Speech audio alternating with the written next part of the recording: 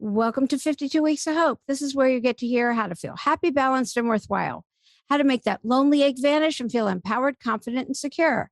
I'm Lauren Abrams, and I get to help you feel that magic again since going through my own dark night of the soul by chatting with incredible leaders, healers, and change agents who give you their message of hope after overcoming challenges of their own. And today we're talking to executive wellness coach, author, and speaker, Naz Beheshti. Are you ready to unlock your full potential, but you're feeling overwhelmed?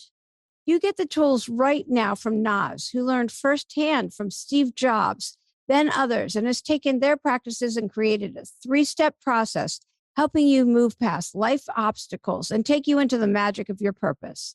Learn how to turn off your inner critic and bring mindfulness and magic to your life right now. Welcome to 52 Weeks of Hope, Naz. Thank you, Lauren. I'm so excited to be here today. Yeah. Okay. So I got a copy of your book. It's right here. Nice. Pause, breathe, choose, become the CEO of your well-being. And okay. So for everybody listening, when I get a copy of the book, I also get a list of questions, which I usually don't pay attention to because I like doing my own research and coming up with my own questions.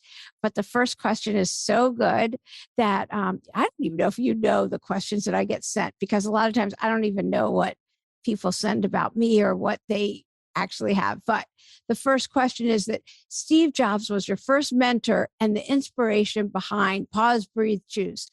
Please tell us what it was like to work for him and how your book came to be. Well, how your book came to be is a whole question in itself. But I mean, I just think it's so interesting that you worked for Steve Jobs for so long and what it was like to work for him. And I actually love how he came to you in a dream. I love that stuff.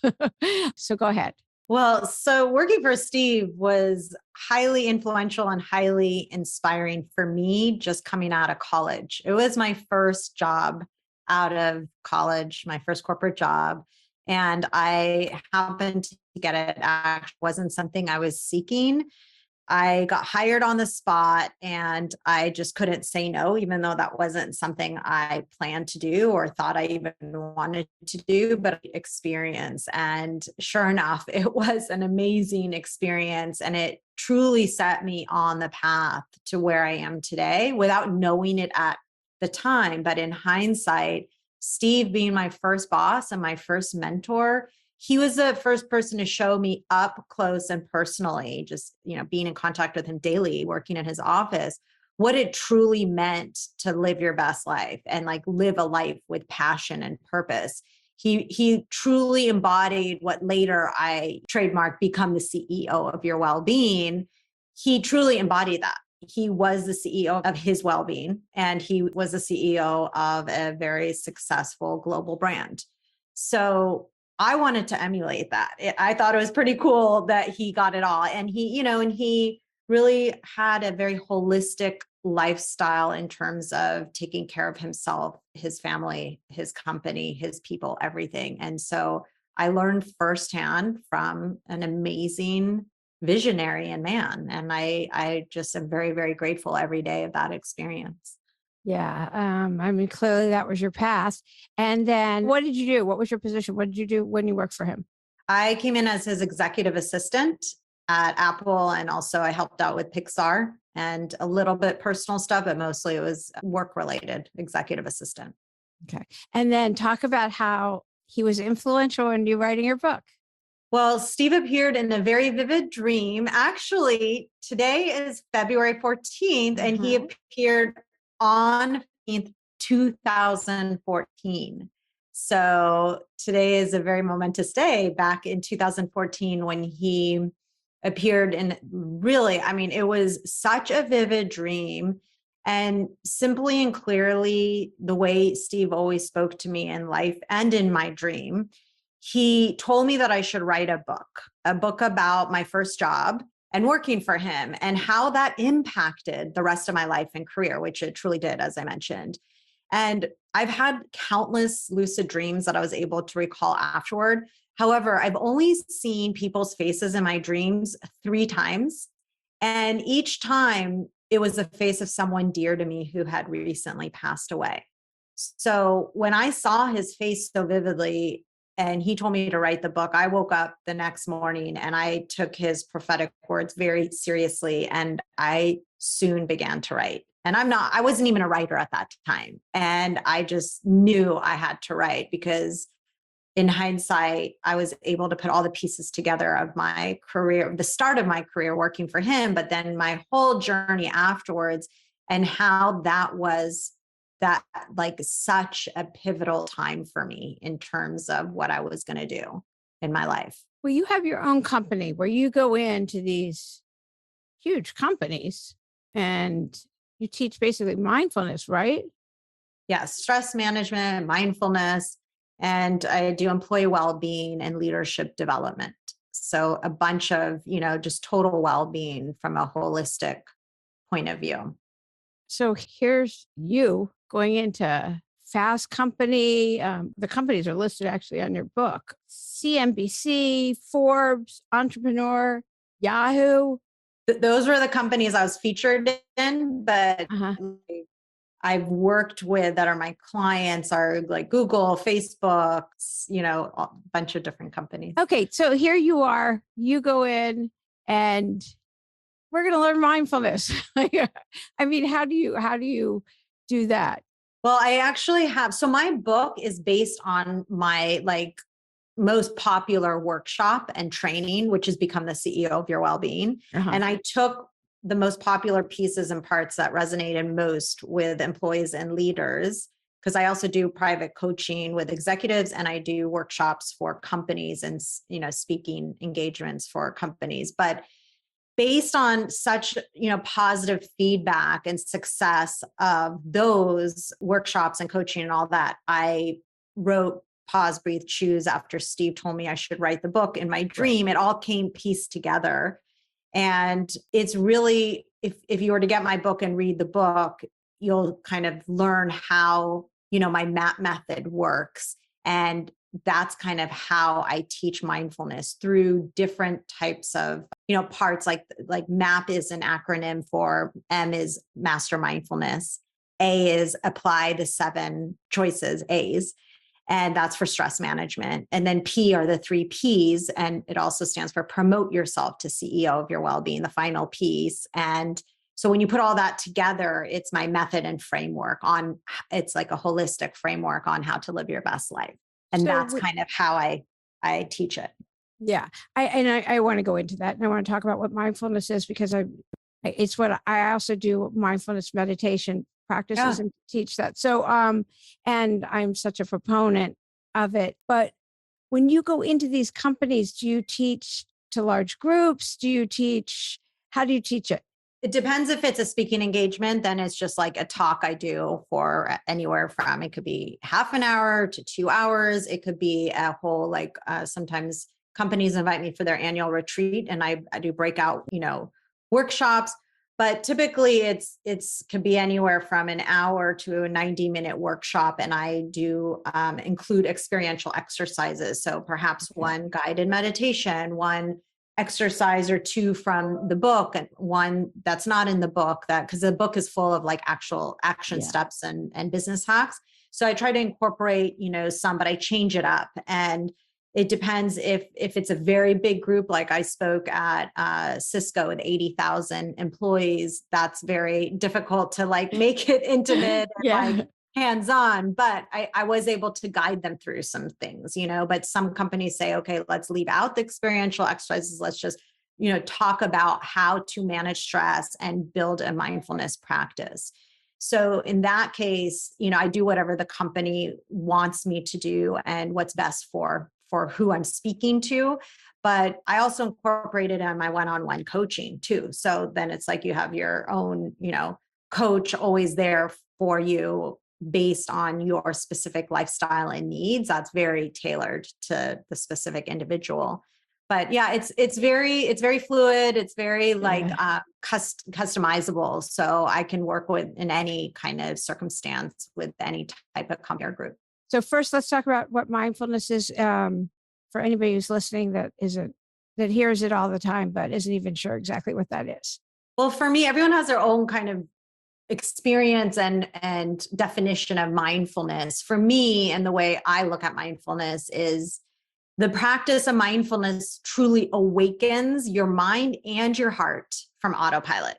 And it enables you to experience life unfolding in the present moment. Because oftentimes we're just on like autopilot and go, go, go, and not even realizing what we're doing, what we're seeing, what we're thinking, what we're hearing, what we're smelling. Like we're not in tune with our senses and we're just on autopilot. So it unlocks our ability when we are in the present moment to tap into our intuition and creativity so that we can receive new information and develop, a new perspective with a beginner's mind, not a like I know it all judgmental mind, but a beginner's mind, which then allows room for that creativity and new perspectives.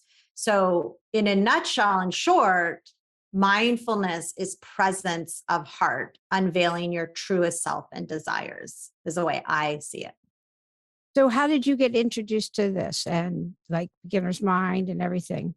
Well, back in, gosh, I don't even know when it was, in 2000, like 15 plus 20 years ago. I'm really now dating myself, but my mother started meditation very long time ago, decades ago, and she started with TM. And when I started actually working for Steve and then my other jobs following, she always noticed I was very stressed and just like tired and always complaining I didn't have enough time. And I was lacking energy and just like in some parts, sometimes on the verge of burnout. And she said, you really should meditate. And I was like, I don't have time to sit and do nothing. I'm actually complaining that I don't have enough time. How can I sit there and do nothing when I need to do all these things, like my huge list of to-dos? And she says, trust me, if you do it twice a day for 20 minutes. And I scoffed. I was like, yeah, 40 minutes to do nothing. Yeah, right. And so I was like, this isn't for me. I don't have the time for this. But she said, if you do it, you'll gain more time. Because in other words, you're going to gain that energy and just like be more centered and focused and efficient. Well, I just ignored and disregarded that for at least a decade until I was ready. And so a great life lesson is like, you may get the best advice of your life, which that actually was the best advice of my life.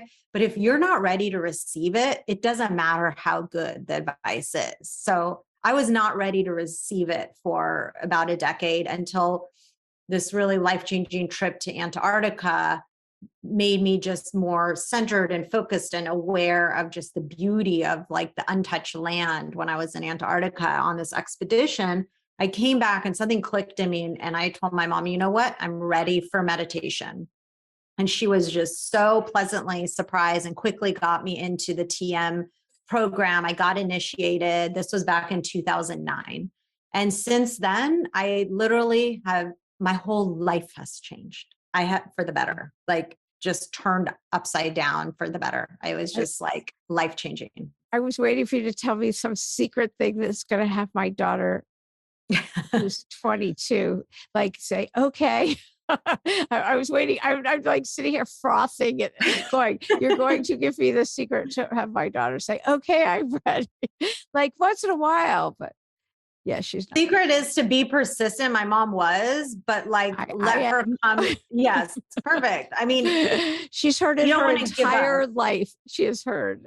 And when they were really little, they would do the meditations like for little kids and at different times in their life, but not my son, definitely not him right now. He's still in college though. So. Okay. But there's always hope. They totally change. They're so young, right? Like I was very young too. And I was like, I don't have time for that.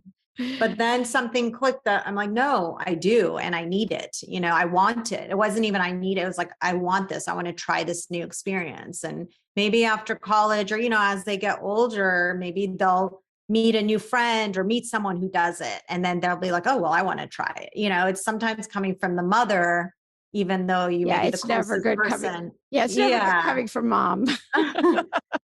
But one day it will be. That's when, like now at my older age, my mom's my first person I call for everything and tell her everything, so it's just life stages. And hopefully she will decide that it's time, that she's ready. Yeah, she's grown up seeing it. So anyway, I was just a question. So when you have your own personal obstacles, what are your go-to tools? Pause, breathe, choose. And sometimes it depends what the obstacle is, but that is my first go-to is pause, take a pause and take breaths. And then I have to choose, I'm able to then choose more wisely of how I want to proceed. Sometimes it's that pause is a really long pause, like, hey, I need to step back.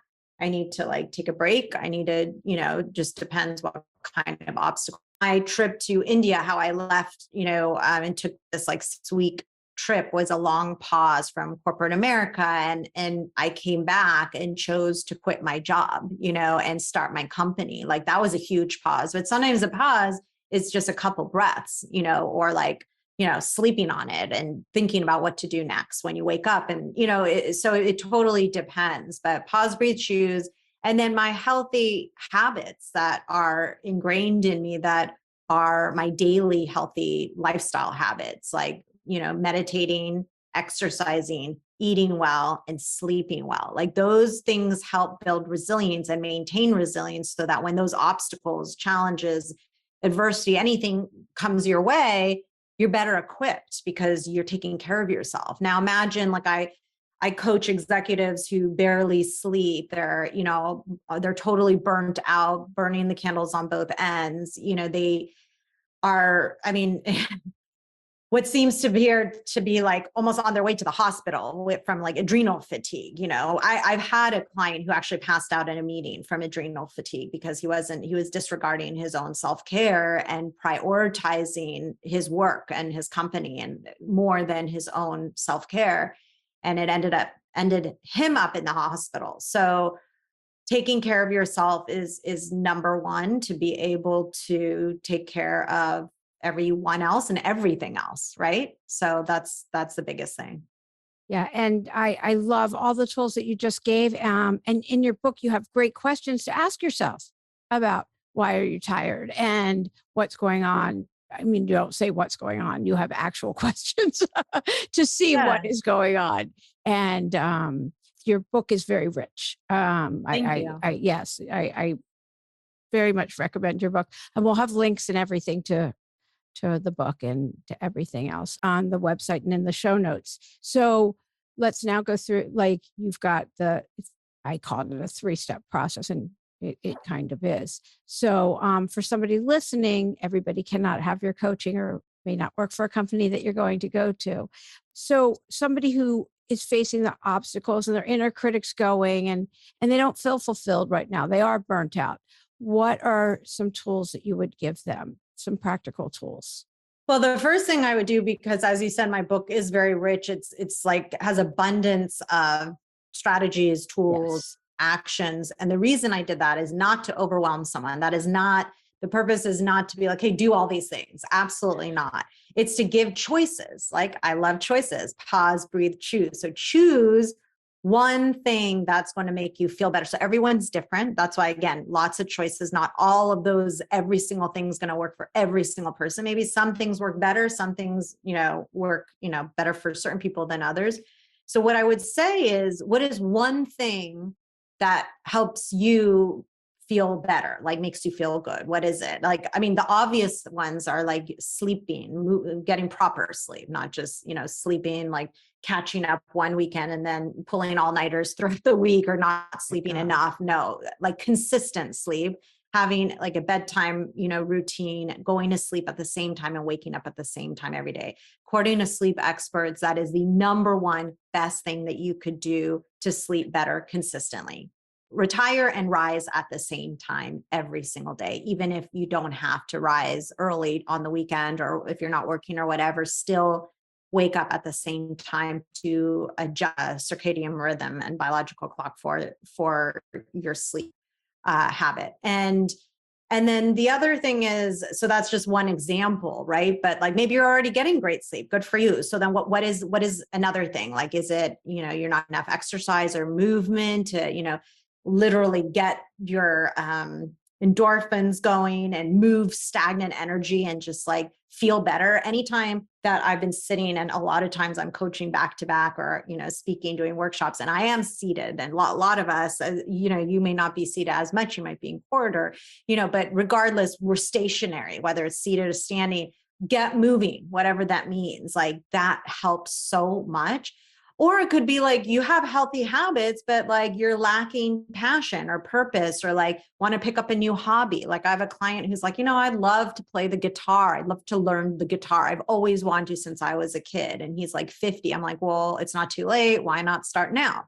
I don't know, he says. And I said, why don't you just take a lesson and hire someone to teach you guitar? And then he did, and he loved it. And it's like a new passion of his. I have another client who took up polo, later in life, and it's his favorite thing to do. And it's like a newfound passion. So it could be a relationship. It could be anything, not just specifically to your health and personal well-being, but maybe engaging in a different way in your life, with people or activities or adventure, travel, whatever it is.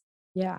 No, definitely. And I sit all day. It's been very You important do? for me all day. I don't move. Yeah. I just it's been very important to me to walk, to make appointments. Friends always say, let's get lunch. I don't eat lunch. I'll make appointments with them to walk. I cannot sit anymore. Yeah. Oh, yeah. I have to, and they're non-negotiable. They go on my calendar, and I walk because I don't move now that I work from home, and yeah.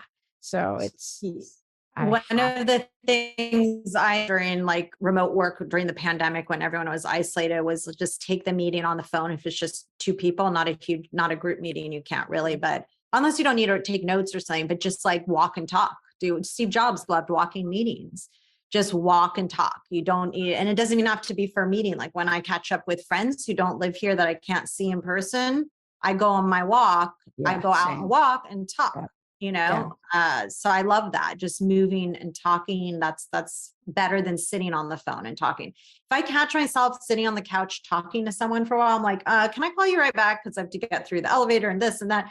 And I get outside and continue the conversation, because that's more like beneficial for me to get fresh air and moving than to be sitting and talking at my desk or on the couch, Same.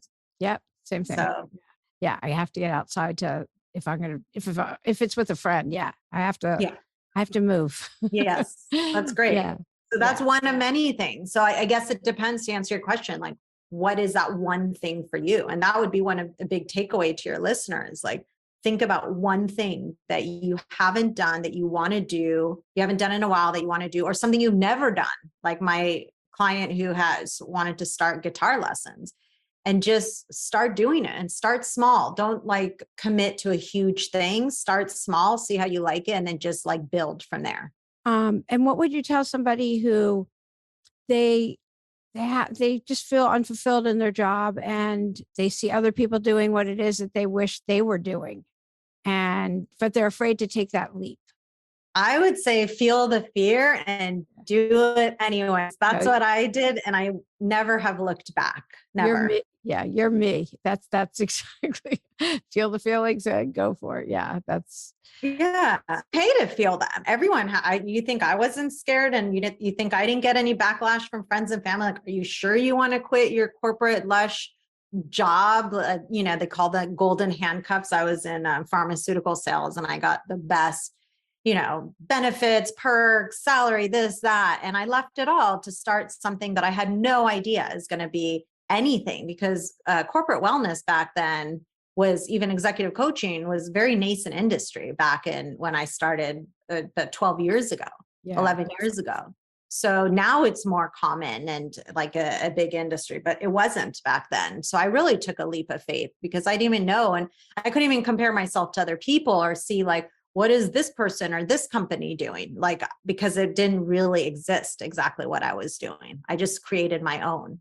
Yeah, which is so amazing. I just love that.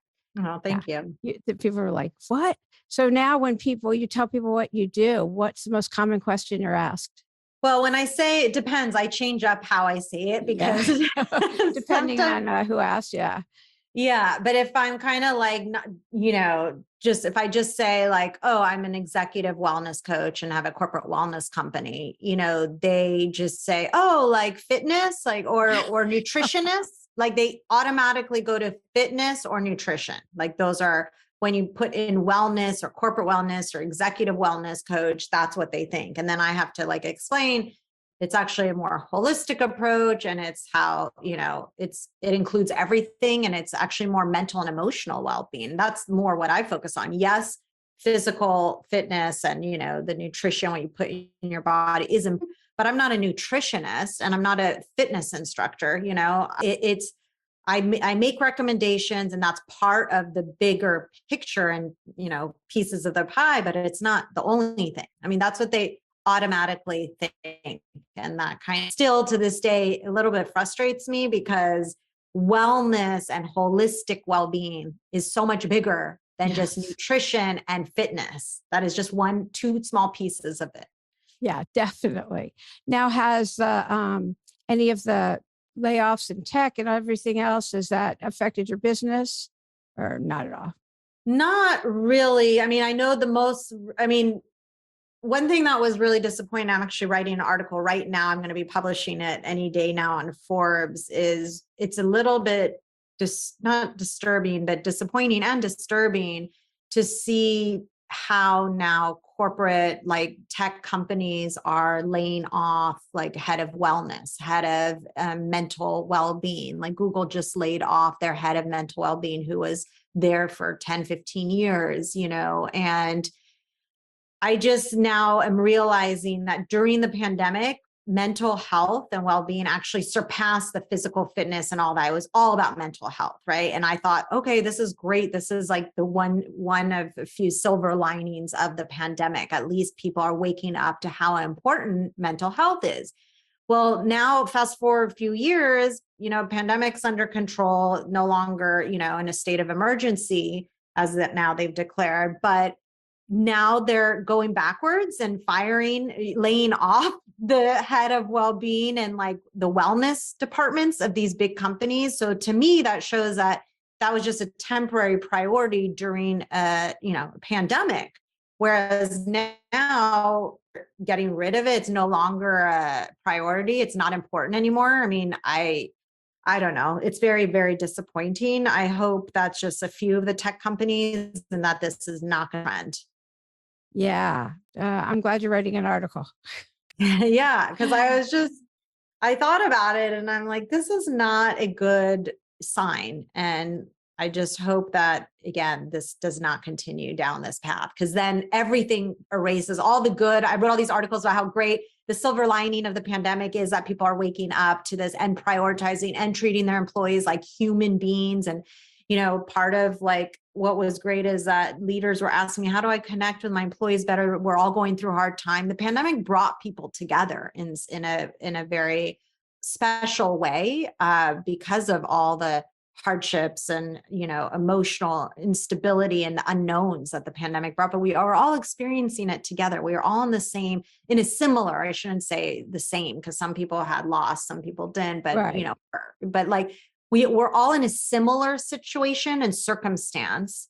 And I just think that, it's really a shame and unfortunate to go backwards just because the pandemic is no longer COVID-19 is no longer a state of emergency. It will be if we start firing all these well-being people and we don't take care of our people. If that's not important anymore, we will have another crisis, Yeah, that's actually surprising. So it's disappointing. But I'm an employment lawyer. I know I can see the trends by the calls I received. So yeah, lots of pregnancy discrimination, and I'm like, yeah. Anyway, so who are your teachers right now? Who are you learning from? I am learning. My number one teacher right now is my 11 man. Oh, He has taught me so much about myself and about life and about being present. And I just think it's something that as we get older, we forget, how to be present, how to play, how to be in that moment and just fully engage. he's also taught me a lot about patience and gratitude, and just so much. Just my heart has exploded since he's come into our life. And he is my number one teacher at the moment. I do love, listening to Dalai Lama and reading books on happiness and joy. And Dalai Lama has always been one of my teachers. And I had the fortunate privilege to go to his home, to his residence in Dharamshala on my trip to India, and did a 3-day teaching with him at his home, which was amazing. And it was mostly about compassion. And I just, was very, I felt very honored to be in his presence. And so, yeah, those are my biggest, and, I love to listen to podcasts, different podcasts. And I love TED Talks, and just, it doesn't have to be someone famous, just learning life lessons. But my biggest daily teacher is my son. And I'm very grateful for that. Yeah. There's nothing about like the babies to keep us right there in the moment. And Yes. a pebble can take on new meaning. Yeah. Literally, the smallest little thing that we would disregard, we wouldn't even notice.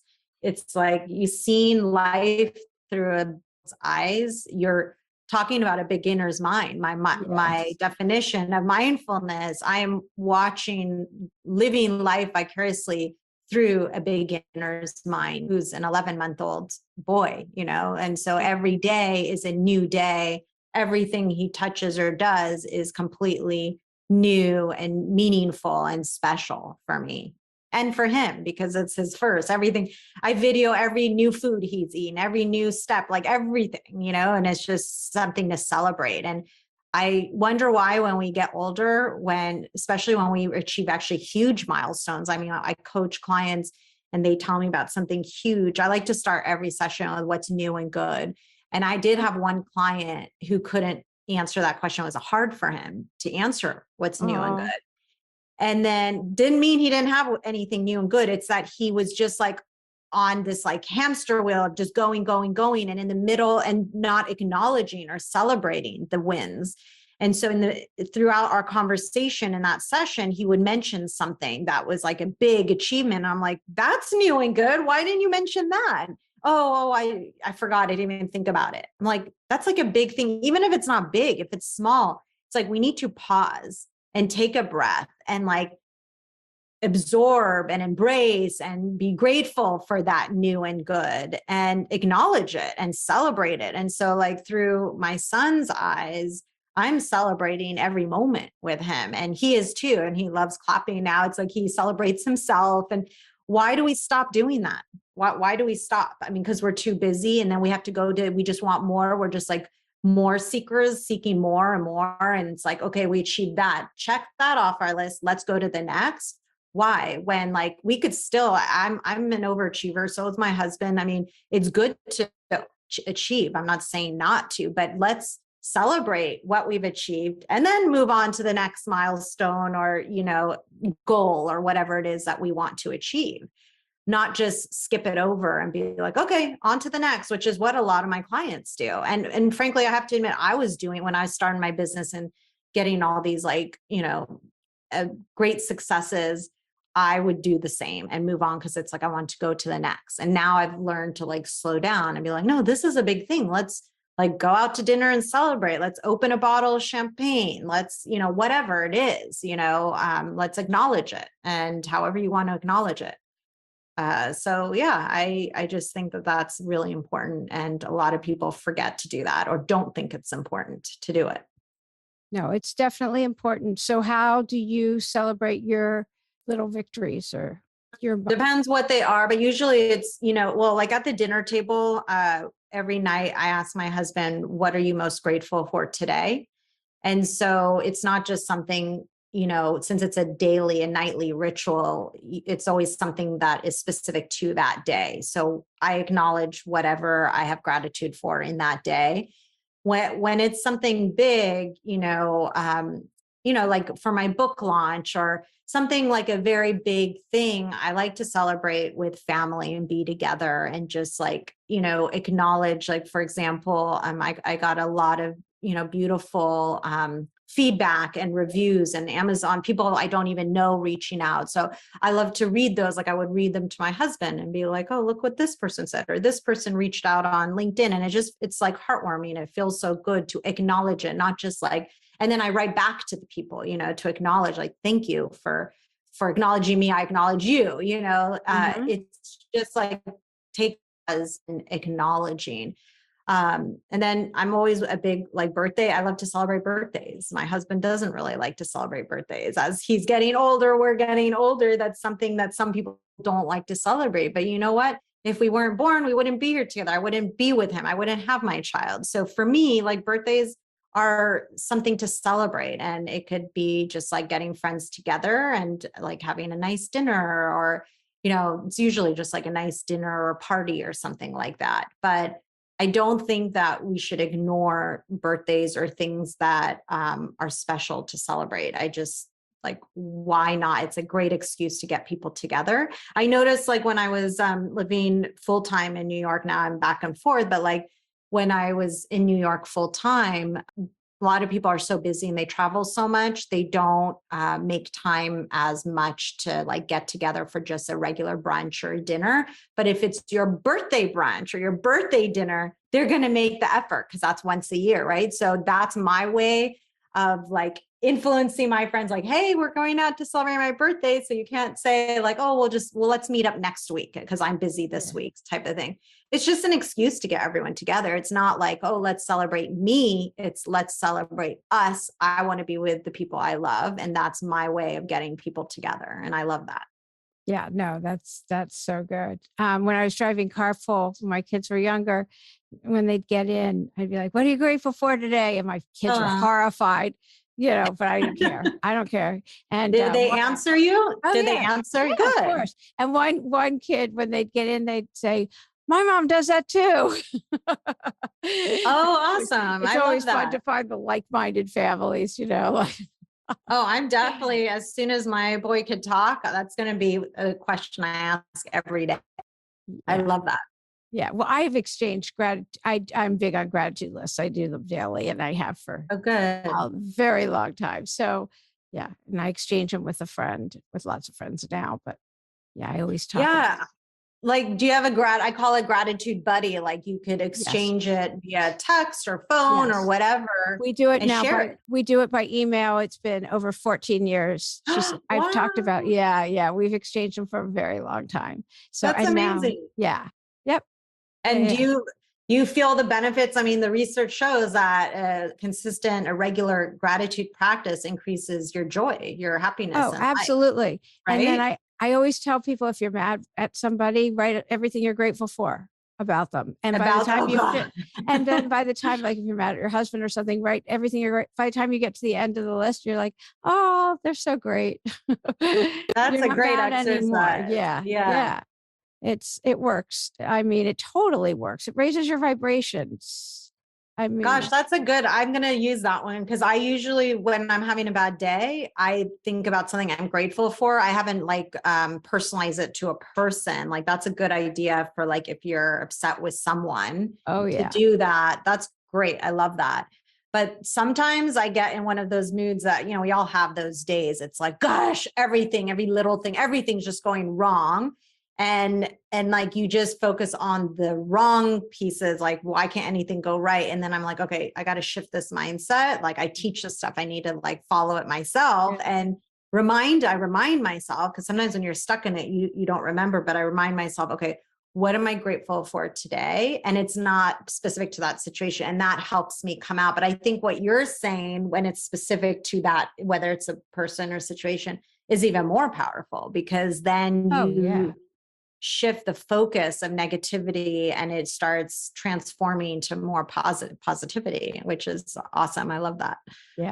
Yeah, no, it totally works. People are like, but I'm not grateful now. I go, that's not the point. It's when you get, when you get to the end of the list, then you're like, that's when you shift. Yeah. You don't have to, point is to do that attitude adjustment.